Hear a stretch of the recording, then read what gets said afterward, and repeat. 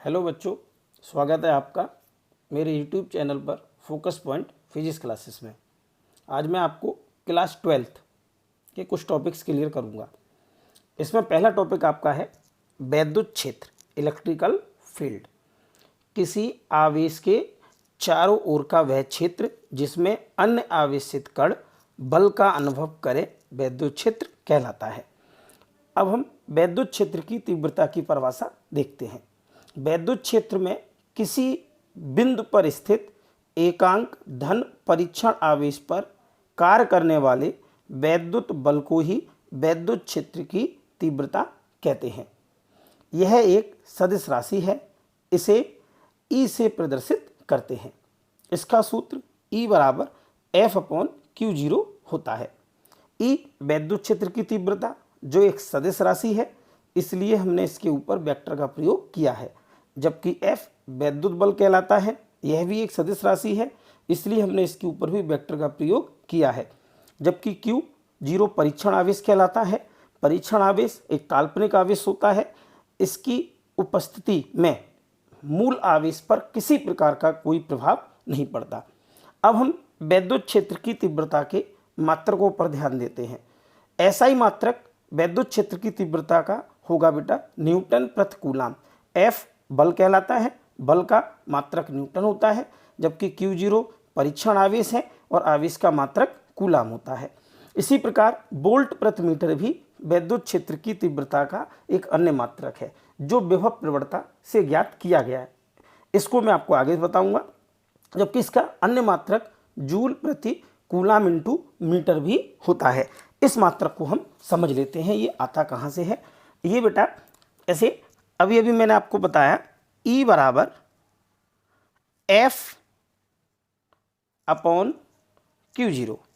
F हमारा कहलाता है बल। अगर हम बल को देखें तो सूत्र बेटा कार्य बराबर बल गुणा विस्थापन, ये सूत्र बेटा कार्य का कहलाता है। अगर यहाँ से हम बल का मान निकालें तो मान निकल के आएगा बेटा कार्य बटे विस्थापन बराबर बल। अब इनका मात्रक देखें। कार्य का मात्रक जैसा आपको पता है जूल, विस्थापन एक प्रकार की दूरी होती है जिसका मात्रक होता है मीटर, और ये निकला है बेटा बल। तो बल का अन्य मात्रक जूल प्रति मीटर आया। अब हम बल की जगह क्या लिख सकते हैं बेटा, जूल प्रति मीटर।